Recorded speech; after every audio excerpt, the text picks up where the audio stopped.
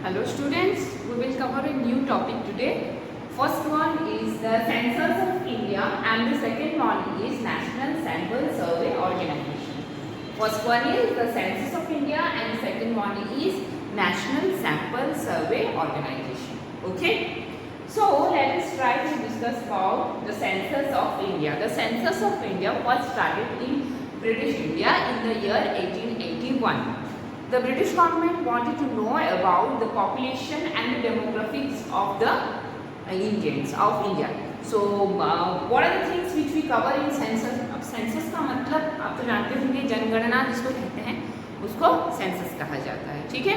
In every 10 years or in every in the gap of every decade, the census is organized by the government. Census tells us about the number of population, male and female, their economic condition, the kids, birth rate, death rate, the employment level of people, the literacy rate, the girl child education, male child education, everything is covered under Census of India. Each and every person who belongs to India, who lives in India, the data is taken from that person. The data is taken from that person. That's why it is known as census. We can say that it is a census survey because each and every element present in this population are taken into account. It gives us a wider view regarding the demography of India.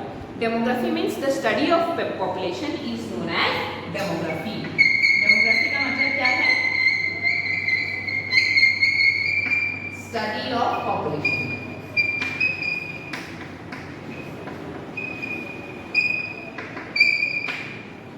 First, it was organized in 1881 and in independent India it was first organized in 1951. But in every 10 years, like in 1961, 1971, it has been organized. Now, this year also it was supposed to organize, but due to the coronavirus pandemic, it has been postponed yet. Okay, so the Census of India will tell us about the population, male and female ratio, birth rate, the death rate, the male child education, the girl child education, literacy rate, life expectancy, income level, education level of the people, all kind of data. Generally, the primary teachers, government primary teachers, they are engaged once in a 10-year to collect the data regarding the demography of India. So this is known as the Census of India. Now let us move towards National Sample Survey Organization, NSSO. NSSO is a government organization established by the Government of India to conduct survey on different subjects or different topics according to the interest of Government of India. That is known as National Sample Survey Organization. It publishes a journal called Survection. Publishes a journal called Survection where the data collected by the organization is published for the public.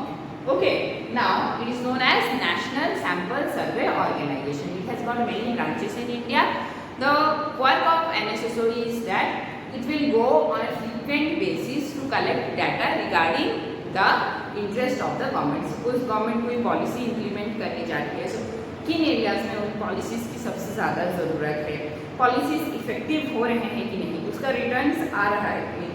All this data is gathered with the help of National Sample Survey Organization. So most of the times it comes in short notes in your exam, the Census of India and National Sample Survey Organization. Thank you very much.